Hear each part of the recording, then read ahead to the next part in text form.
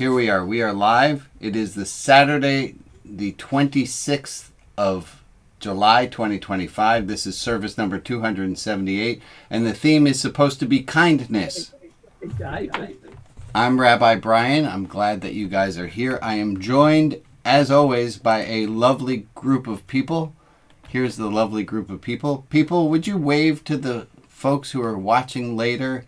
And if you're watching on YouTube later, you can wave, and in some mystical, woo-woo, spiritual way, we'll feel that love. Why not? I had a few announcements to make. First of all, if you are expecting that this service is going to scratch all of the itches that you happen to have, hi Rita, hi Carol, hi Diana, hi Missy, hi Justin, hi Holly. All these people just joined. Hi Rebecca. I've said hello to all the other people. Glad to see all of you. If any of you has the thought that Rabbi Brian is going to pitch a perfect game, that this service, nobody is going to say anything that doesn't irritate or raise a little bit of ire or rancor.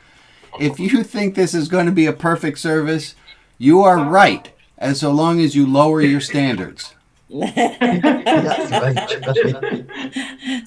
If you seriously, if there's a part of this service that is going off the rails and you don't like how things are going, find me afterwards or send me a text message. Let me know what you didn't like. And I want to tell a quick little story about this. So the kids, Emmett and Annie, are still little. Let's say they're 5 and 7. And we're in Annie's bedroom, and I'm reading stories from the Berenstain Bears. And I am hitting it perfectly. I am cracking the kids up with my voices, and we are laughing. And we get to the end of the book, and the kids say, "Do it again."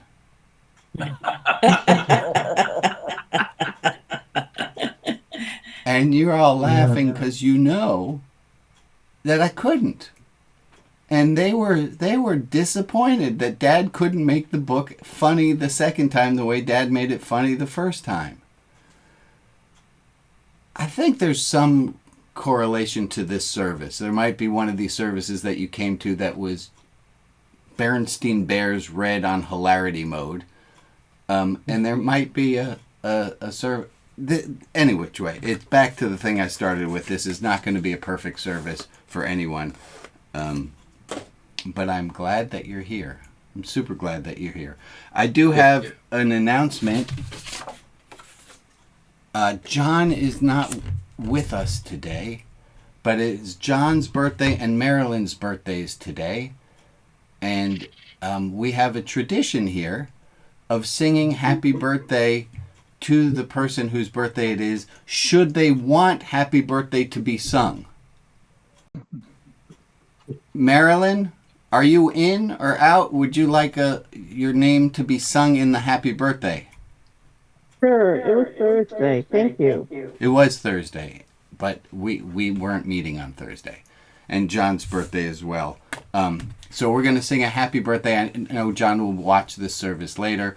So if you all would please unmute your microphones and sing a beautiful happy birthday to John and to Marilyn. And here we go. Are we just doing it once? Or are we doing We're going to sing happy birthday, and we're going to say to John and Marilyn all in. I don't think we need to. Okay, got it. We'll do a group birthday. So let's try it. Here we go. Happy birthday to you. Happy birthday to you. Happy birthday, John and Marilyn. Happy birthday to you. Many more. I think the more we do this, the more I love it. And I know at first I didn't, but I love that this is all about intention, right? It's the intention of what we're doing, and we're all singing as best we can, and it comes off dissonant but there's so much heart in it that it comes off loving. And it brings me to this quote we're going to talk about. Let me see if I had anything else on my beginning notes. Yes, I do. We're going to start with this. It's a wellness check by Andrea Gibson. In any moment, on any given day, I can measure my wellness by this question. Is my attention on loving, or is my attention on who isn't loving me?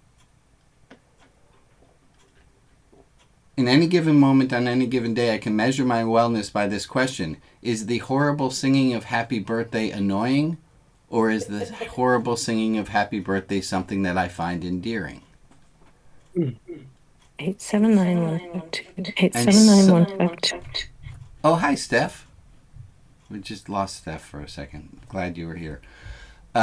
We've talked in the past about this mythical thing called a spiritual barometer. And I want to just circle back to it because happy birthday is like a spiritual barometer. The spiritual barometer is a thing that you know in your life happens with enough regularity, and there are times that you're annoyed by it, and there are times that you find it charming and fine, and I refer to those things as a spiritual barometer. Bad architecture, there are days that I laugh and I go, oh my God, what were they thinking to build that kind of building? And there are days where I look at it and I think, I'm going to drive my minivan into that car to keep, into that structure to keep anyone from having to see such a terrible thing. There's same stimulus, but I can see the difference in my response, and I have a chance to know how am I doing today. I'd love to hear from you. What is a spiritual barometer in your life? Does anyone have one? And Meg is holding up a sign. Meg, can you read us your sign, please? It says slobriety. Could you explain to us what does slobriety mean with regard to a spiritual barometer? No. Okay, can you tell us why were you saying slobriety? I think I now know, and I'm walking straight into this. Yes, you are walking straight into it. I think that things would flow better if you slowed down a little bit. But I'm not telling you what to do. If you want to slow down, you can slow down. If you want to, I can play this game too, Meg. If I find Meg's interruption and telling me to slow down annoying, I know I'm in a fouler mood than if I see Meg interrupting and telling me to slow down and say, oh my God, she loves me enough to do that. I can know what my mood is. I think dogs have it easier. Oh, my guy's not here right now. Dogs, well, maybe they don't know when their tails are wagging. We don't have tails. We don't get to know if we're doing well or not based on our tail wag. I know if I'm doing well or not somewhat by how fast am I going. Anyone have another thing of us to speak on a spiritual barometer, or I can slowly move?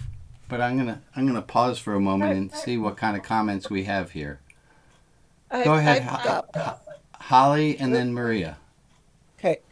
I think maybe a good indicator of my spiritual barometer is, am I feeling sorry for myself today, or am I feeling gratitude for even simple things today?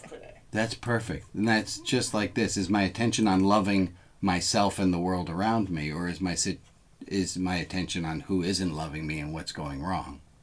Beautiful. Yeah. Maria. I come back to peeling hard-boiled eggs all the time because I have hard-boiled eggs. Is that a metaphor for something? No. Because I have hard-boiled eggs for my lunch every day, and as I'm peeling them, right, I'm aware of, like, they don't always want to peel cleanly. And so sometimes, like I can slow down. It's a measure for me of my willingness to slow down and my patience level that I'm having for myself and just for anyone else who happens to interact with me that day. So, Yeah. and it's a reminder to me to check in with my spiritual barometer when I start peeling my eggs. Thank you, Maria. Diana, what do you have to add? I know my spiritual barometer is on the lower end when I find myself being highly reactive, particularly in the aggressive mode, versus, okay, take a pause, Yeah. get some perspective, then respond, high end. It does have to know we it does begin with us knowing how we are and then being able to take the right medicine or the right speed up or slow down or whatever we need. But we have to first know how we are. We have to know if we're in a good mood or a foul mood. We have to be able to see ourselves like that. Thank you, Diana. Dr. Jack. Jack? I don't know what just happened. Jack is muted. Oh, okay, we're waiting on Jack. Go ahead, Jack. Kind I have been. Say that all again, Jack. We didn't hear you. How kind I have been. How kind I have been.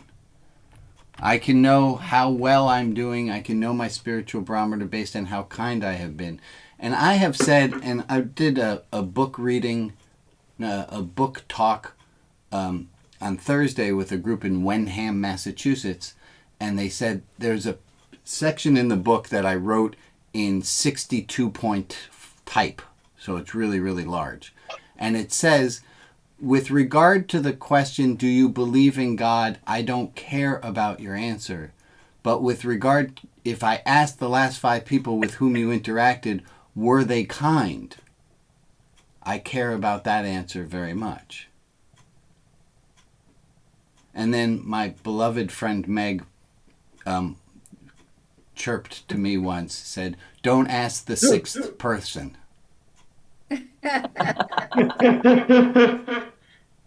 And then my beloved friend Meg said something else, which was, when I find that I'm being less than kind to some person, I know I need to make the next 5 interactions positive and kind ones, just in case the rabbi calls.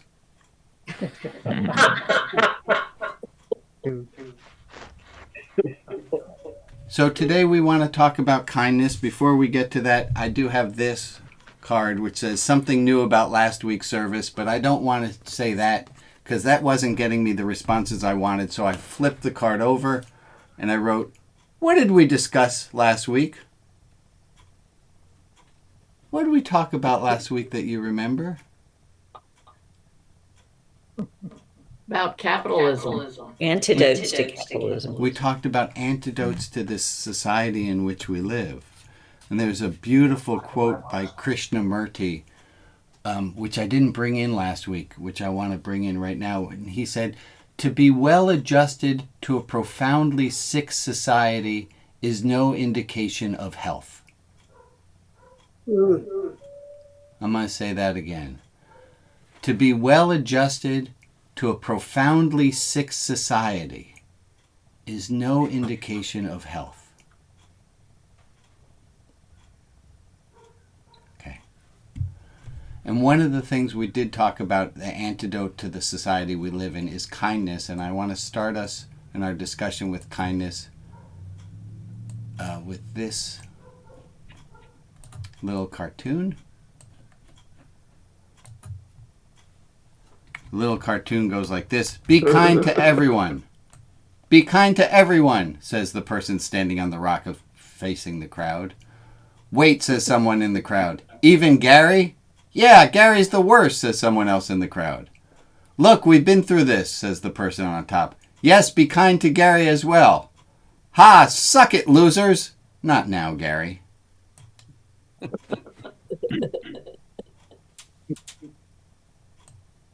Very good. Very good. Thank you. Thank you very much. I'm going to try this. And this was my thought on how we would begin this discussion. Calling BMO. Merci d'avoir appelé BMO. For service in English, press 1. All right. And let me thank, there's a myriad of people who are listed as co-hosts. The co-hosts do a great job of muting open mics. I do like to have people's microphones open. So if you have just a quick comment or something you want to say, and say, no, I don't think it's like that, or did you mean this? Please interrupt and say something. Your mic is not muted so that you can participate. Of course, if you have a dog, a cat, or are on hold with an answering automated voice, please mute yourself at that time. Here's a quote I wanted to start with. A thought I wanted to start with. Everyone with whom you interact wants compassion, kindness, and love.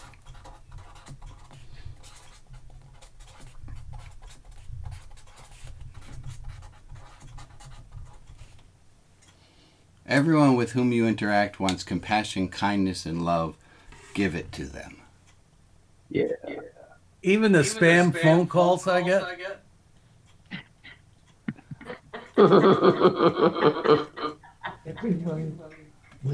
It depends. If the spam caller's name is Gary,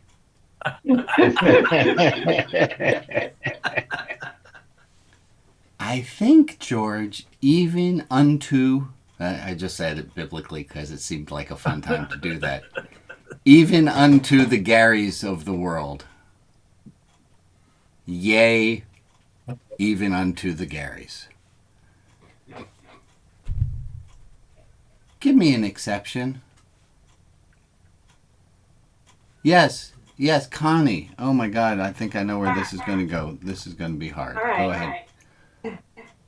Go, Connie. Exception. Harold gets phone calls daily from a group of people who want us to change our Medicare. And it's getting to the point of ridiculousness. Yeah. And it is just, so what do you do? Hang up. He answers the phone and then that comes up and then he clicks down.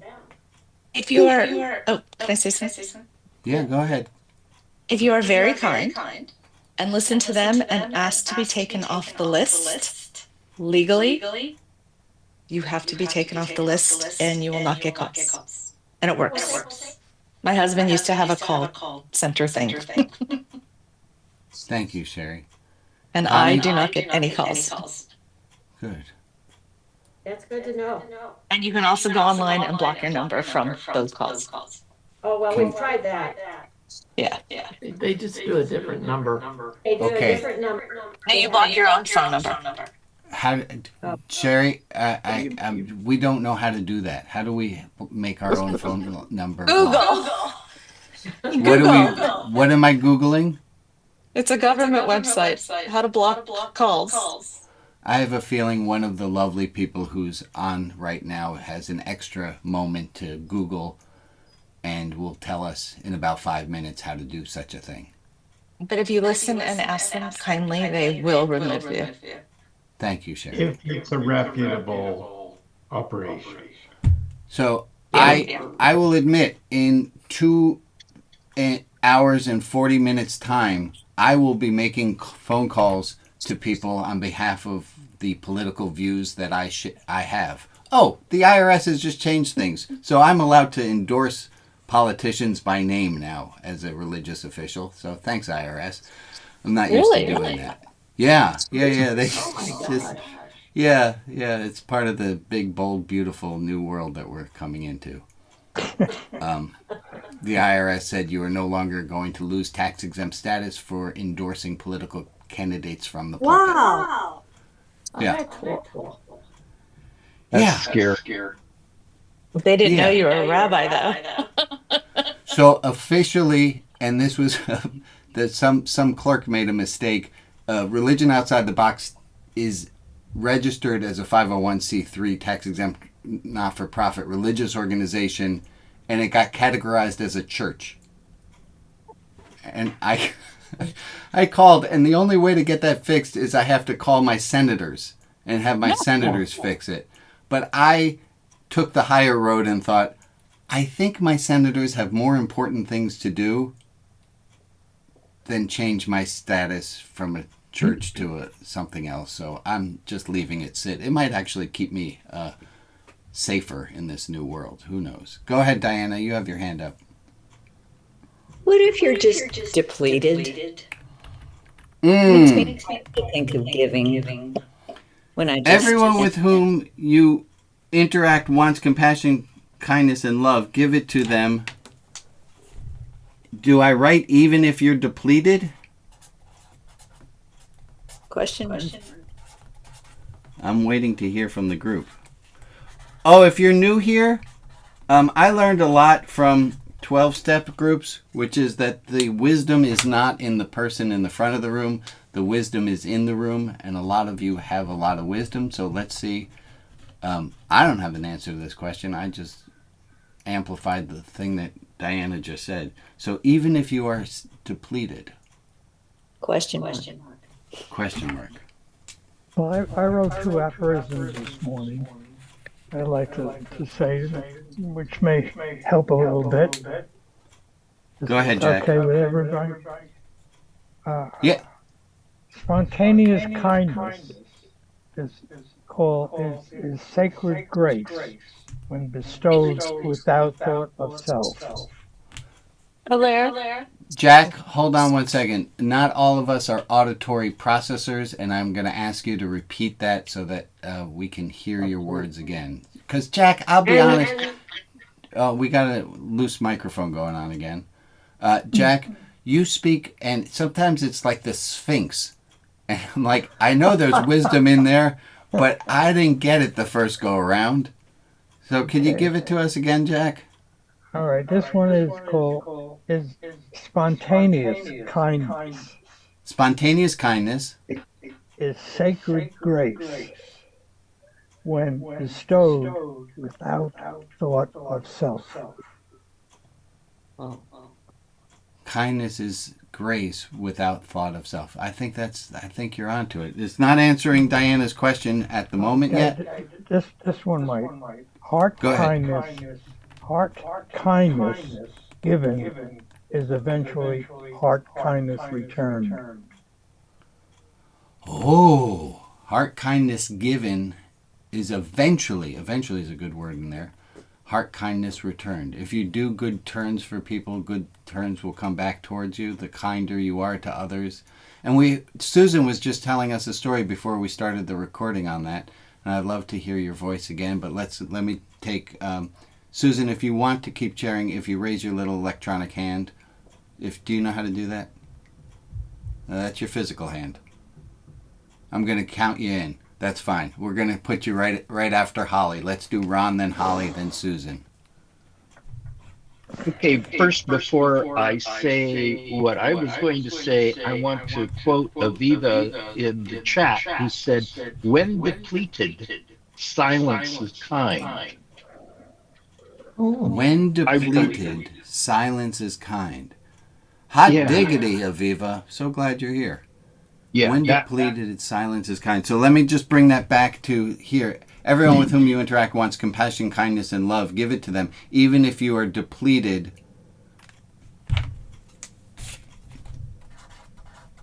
you can at least stay quiet.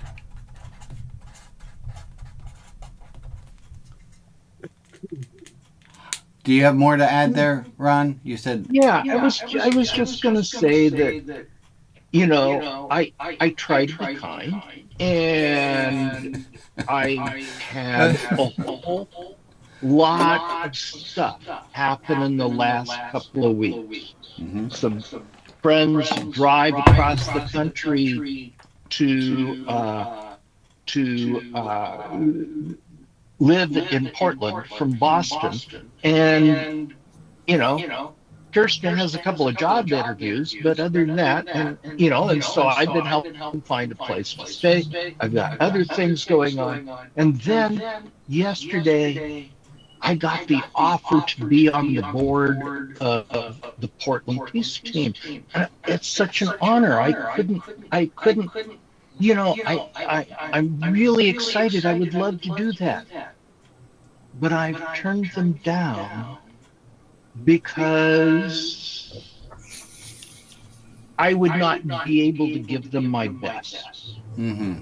And sometimes what Aviva said is, you know, sometimes if we're truly depleted and we try to respond despite having no more gas in the tank, we might do more harm than we do good. Absolutely. Absolutely. Absolutely. Sometimes we have to be kind to ourselves first, not push ourselves when we're out of gas. Go ahead, Holly. So those two things are basically what I was going to say too. I was going to say when you are depleted and you're trying to be kind, it can come across as disingenuous, and people will feel that, you know. Yeah. And so the important thing is to be kind to yourself first, and then do as Aviva suggested, maybe just be silent. If you got nothing nice to say. Yeah, don't say And go ahead, Susan. Thank you, Holly. I just want to describe my husband in his interaction with the homeless man that wanted to give us some money because we didn't have change to get on the trolley. Whenever we were in Boston, homeless people or people in trouble always came up to him. And he'd say, "Why me? Why me?" And I'd say, "You have sucker written right across your forehead." But so that's the type of person he was. And so he went bananas when this man, I was down the Pearl District, right where he came out of, you have counseling office there, and he had come out and offered us money. And then the trolley was there, and we had the kids, and I accepted the money graciously. And anyway, it was just one more example of your homeless people being kind to me. When I would go to Cooch Park with the kids at the playground, and people were kind. Yeah. Thank you for the endorsement of Portland. People often ask about the weather here in Portland, and I say it's terrible unless you consider the kindness part of the weather. Great. Good one. Yeah. Dan, you got, and then Missy and Carol and just some wording that occurred to me for that quote. Yeah. After give it to them, I would say something like, to the best of your ability at the time. That works. And I would add a little footnote on that, which the best of your ability never includes yelling. What does kindness at the time with the weather mean? Wait, hold on one second, Marilyn. To the best of your ability. Dan, you finish it up, and then we're going to take Marilyn's question on it. To the best of your ability at the time. At the time. Marilyn, you asked a question. I didn't understand what you said about the Portland weather, about the kindness part. Oh, the weather is terrible here unless I include the weather between people, the kindness that people show, the fact that I can put my blinker on and most of the time somebody lets me merge. It's remarkable. Yeah. And then you a crosswalk. You stop immediately for a crosswalk. Yeah. If you ever come to Massachusetts, God, don't ever cross, even in a crosswalk right away.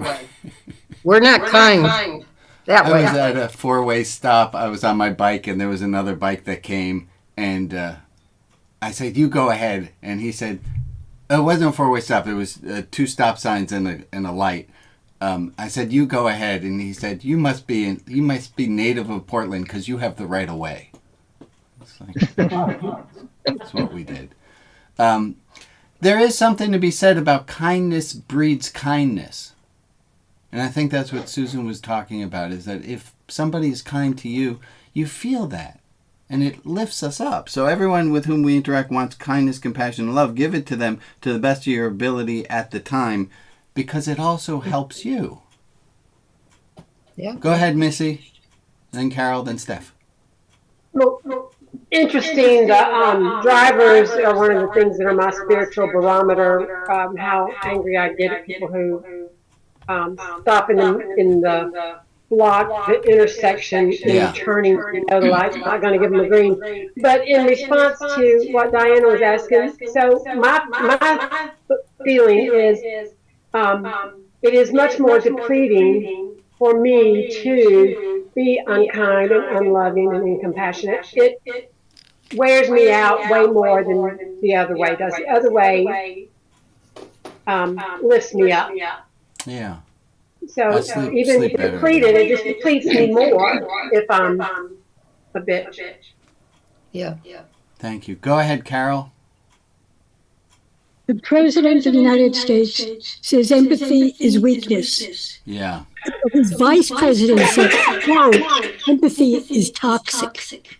Yeah. They are using empathy. I just read an article about it. They're using empathy in a way that we don't use the word. To us, that makes no sense whatsoever. There's a book right now. It's on a bestseller list called Toxic Empathy. Empathy is toxic, something like that. It's amazing. It's really amazing. I just say one thing. Language is very important. Yes, it Do is. not speak of where the immigrants are now as alligator Alcatraz. Alcatraz is for prisoner. This is a concentration camp. Correct. Do not use the word alligator because it makes you think the prisoners are reptiles or dangerous. It's the environment and the whole thing. Call it what it is. This is a concentration camp. Amen. Yes. Thank you, Carol. Thank you. Steph. Wow. Hi, this is my first time here. You're welcome to be here. About it roundabout, and I'm really glad that you still called on me. Yeah, I really love this discussion. It's good to be around people that I identify with instead of sometimes I'm not in that environment. So can you put up the original statement again so I can read it, because I am very visual. Everyone with whom you interact. And those people, I think, no matter how they're interacting with you, they still want compassion, kindness, and love. Right. Especially the grouches. Yeah. So it's really hard, though, Steph. It's really hard to be kind to a grouch. They need more love than anyone else. But it's really hard. Keep going, Steph. I jumped on where you were talking. Just two things. One, when I have a call with, say, somebody from Verizon, sometimes the first thing I say is, I'm really mad and it's not at you. Just so you know. That's a very kind thing to say. That's beautiful. Yeah. And the other part is that I pay a price for my kindness, though, sometimes. In those people that are really angry and you're kind, they do see it as a weakness. Yeah. And I have had a lot of people take advantage of me because my being good to them is more important to them than their being good to me. Yeah. And their well-being has always been more important than mine, and I'm switching that because I get to be kind to everybody, including you. Yeah. Amen. Just ran a question. How many of you find it easier to be kind to others than it is to be kind to yourself? Probably. Depends just like on the everybody? Day. Yeah, okay. Just seeing that. I'm going to get to you in a second, Ruth. I wanted to bring in another quote before we did. They asked, I found this on the internet, they asked, why is it important to be kind? And the little squiggle in red is whose page this is from. It's not words. So why is it important to be kind? I said, because we walk past hundreds of people every day. None of them wear signs that say, I'm grieving, I'm exhausted, or I'm barely holding it together. But they're everywhere. Kindness might be the only softness they receive today. Why is it important to be kind? Because nobody's telling you they're in pain. And you might be the only person who's kind to them that day. Go ahead, Ruth. I walk around New York City with a walker now, and I have been stunned by the kindness of the people on the street, in the buses, wherever I go. If I'm on a street corner and I'm waiting for the light, somebody walks me across the street. It's just, yes, I'm a little old lady, but New Yorkers have a reputation for being cold, and they're not. I agree. I agree with you. And it's so touching. I cannot begin to tell you. I'm so glad to hear that, Ruth. Yeah. Go ahead, Anne. Thank you, Ruth. I have started not answering the phone if it is an unidentified number, with a couple exceptions, and that is if it is an area code outside of ours that we have medical professionals in, it might be them calling. Gotta just take a chance. And sometimes I will get, hello? Oh, we are so sorry to tell you that your PayPal account has been hacked and okay, I do not have a PayPal account. Neither does my husband. And I will listen for a couple of seconds when I see what's going on. I will say, honey, I don't have a PayPal account. And I really think that what you're doing is against the law. And I think you better check that out with either a police department or a lawyer because I don't want to see you going to jail. I Honey, love that. I love so, that, and, I also and love, Anne, that you call them honey. Right? There's kindness right there. I do. Thank you, Anne. Thank you. Maria, you have your hand up. I do. I going from the quote, right? Kindness is the only thing someone might receive. I saw a bumper sticker once, and I don't remember it exactly, but it sort of addressed that in that it said, if you're having a rough day sort of thing, here's a hug, and just to let you know that someone is thinking of you sort of thing. So I just thought it was really nice. What a world this would be if everyone was kind. Well, I have this crazy idea. Yeah. I got at least 41 people plus the people watching live on Facebook. So we got at least 45 people. We got 2 people in some boxes. We got, let's say, 50 people. I think 50 people can make a difference. If you have it in you, extra kind. I'm going to tell a little story, then I'm going to get to Rebecca, then Chad and Lisa. I was on Tuesday in a somewhat foul mood, stopped at Starbucks. There's a guy and his dog outside Starbucks. And I realized, I don't really want a coffee. I just need to use Starbucks' Wi-Fi for a meeting. So I asked the guy, what can I get you? And he says, what do you mean? I said, what do you want? And I got him a caramel frappuccino, and his dog, I didn't know that they give it's called a pup cup. It's a little cup filled with whipped cream that Starbucks gives out to dogs. It's very sweet. And I felt so much, I just felt great after giving him the coffee that I didn't want to have a coffee. I felt great. The kindness, it works. That's it. A little endorsement for kindness. Let's go with Rebecca, then Chad and Lisa. 2 things. One, I'm reminded that the prophet Micah said, do kindness Yeah. love justice, and walk humbly with your God. And I love that. That's It's it. probably my religion.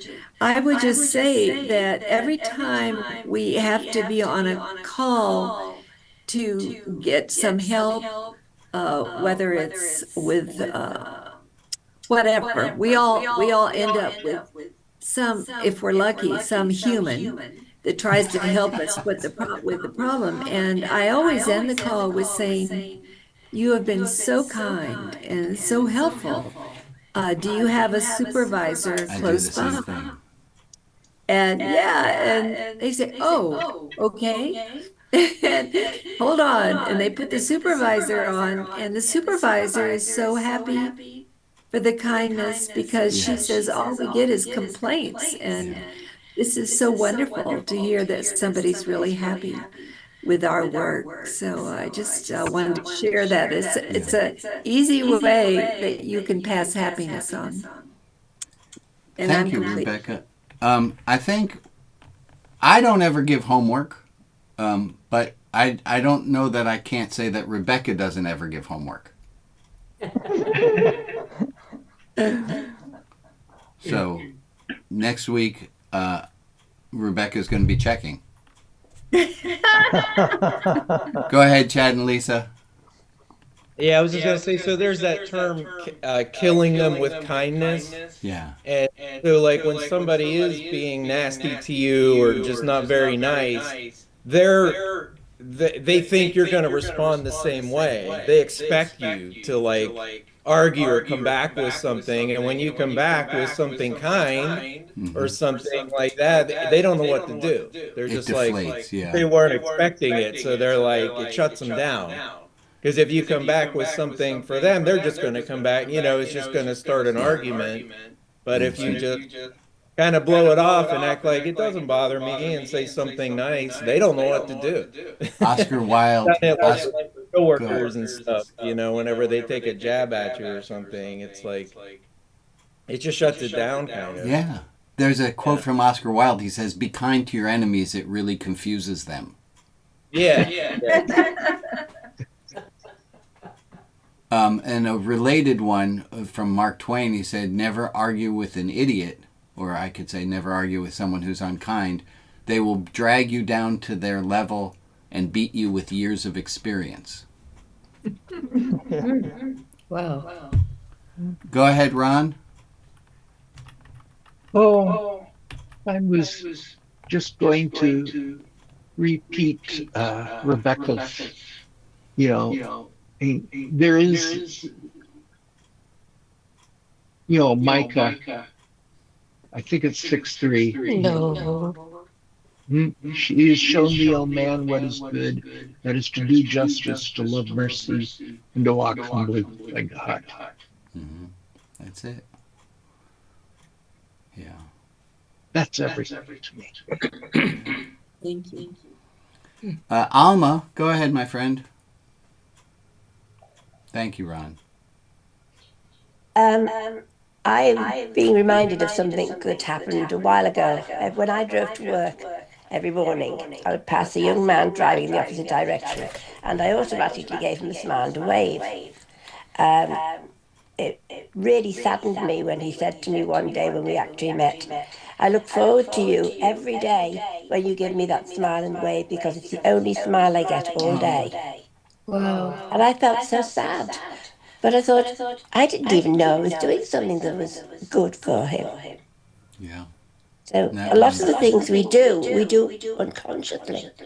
And very often we don't realize how much our actions, our kind actions, rebound. Thank you. It's kindness for kindness leads to more kindness. It just does.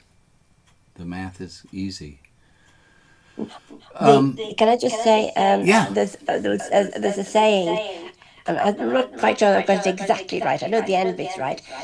A person won't remember what you said to him, won't remember what you did to him, but he will always remember how you made him feel. It's a quote from Maya Angelou, which, funny enough, I have coming into the newsletter. This week's going to be an off week, but I'll give you a preview. It's right there in the middle. I've learned that people will forget what you said. I have to fix the spelling there. People will forget what you did, but people will never forget how you made them feel. It should be them. I'll fix that as well. It's a beautiful quote. I have a few announcements to make. One,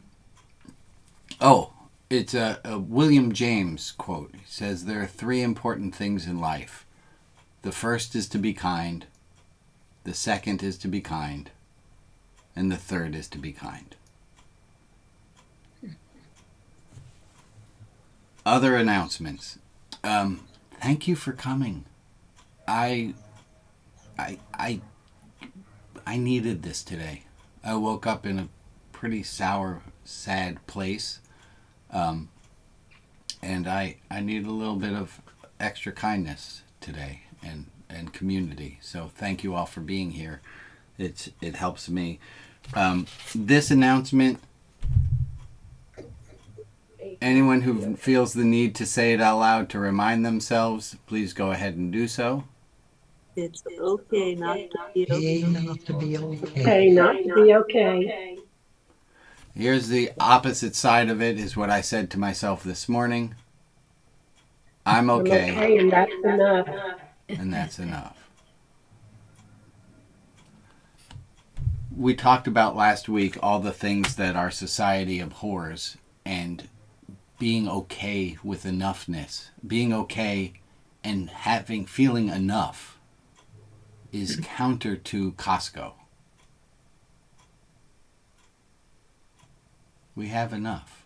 We're okay. Other announcements. If you want to join Tuesday at this same link at 11 o'clock Pacific time, is my office hours. You're welcome to show up if you have a question to ask or something. You want just a little extra community on Tuesday at 11 Pacific time, please join.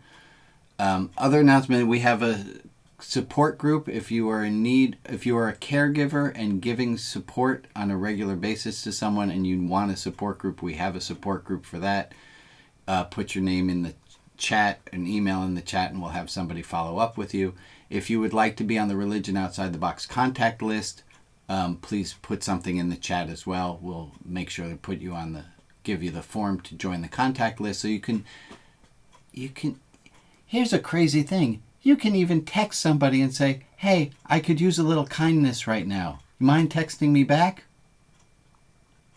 I'll give you 2 to 3 odds that somebody will text you back if you reach out asking for kindness. Other announcements. Anyone who's listed as a co-host is a safe person to ask individual questions to. If it's your first time here, we do, after the recording stops in about 10 minutes, we break into small discussion groups. The first one you should go to if you've never been here before is Maria's Welcome Center RE Tool Shed. We also have a deep dive group. Meg, are you running our deep dive group today? Yeah, I will. Thank you, Meg. We have a poetry room. Ron, you're poetrying us today? And poetry on kindness. On kindness. And am I missing a group today? Oh, and the little rabbi's room. If you want to stop by and say hi to me for a minute, you're welcome to do that as well. And that's it for my announcements.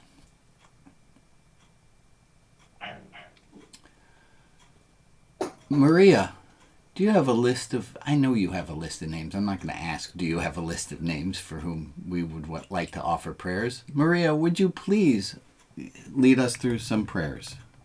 Prayer time. These are the people to whom we are sending light and love. Alex and John, Bill and Karen, Reed, Sheridan H., Arulane Hill, Ebony, Beth Carney, Brenda, all women who are survivors of sexual assault, Scott, Horatio Meyer, Irma P., Raphael family, Kirsten and Maggie, and John F. If there is another person in our community to whom we can offer light and love, please put their name in the chat and I will add them to the list on Facebook. And for the people who aren't named, but who are in our thoughts, we send them light and love as well. Thank you, Maria. We'll take a minute right now.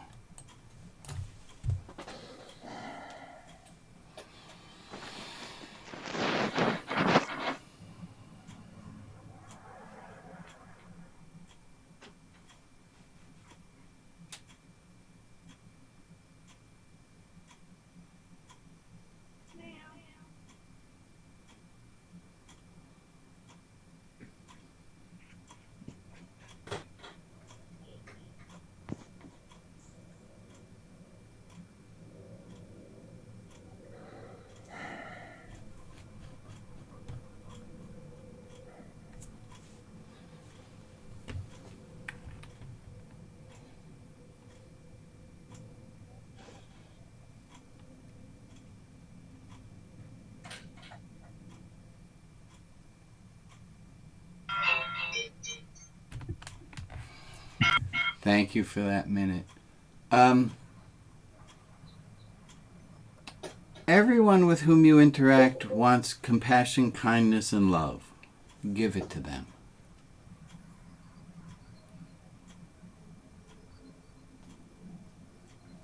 That's it. I'll zoom in on one word there. Well, let's have a little refresher. Oh, I still have some hands up. Dan and then Holly. Let me pull back. Go ahead, Dan. One way you can be kind is to financially support your spiritual religious organizations and leaders that you get a lot from to the extent of your abilities. Well, now that you've said that, Dan, it reminds me that this is a religious organization to whom people might be able to make contributions. If you go to rotb.org, please, a lot of people who come regularly make monthly donations, and those are really appreciated. And thank you, Dan, because I'm getting better at asking for help. This is free, but of course it's not free. There's a lot that goes into making this happen. So thank you all for helping. And Dan, I'm really glad I called on you. Holly, you had something to add in. Did you have something to add in? I just wanted to bring up a point of that sometimes when we know that we should be kind and we fail to do so, that can have implications. There was a young man at a bus stop who was wearing no shoes, and he looked like he'd had a bad night, and he mentioned something about my shoes. I was wearing red shoes at the time, and he said, "I like your red shoes," and I said, "Thank you." And I was headed to a meeting, and I felt that was very important, and I was nice to him, but I really feel like at this point, later I was like, I should have just missed the meeting and found out what was going on with him. And I think about him all the time. I mean, I failed to be kind in that moment, and I think about it a lot. Oh, good. I'm going to call on myself. Me. Good. Thank you. Responding to you, Holly, and to everybody. When we make a mistake, which we all do, we can be kind to ourselves that we made a mistake. Kicking our ass for having made a mistake. I lost my French horn case. You know why? Because I left it at the Pride Parade behind a tent, and I didn't go back immediately after I was in the parade to get my case. I just left. I was like, oh, it will be fine. It wasn't. And I beat myself up for a bit until this beautiful, wonderful woman who lives right upstairs here, she said, I know this rabbi who talks about being kind to yourself when you make a mistake.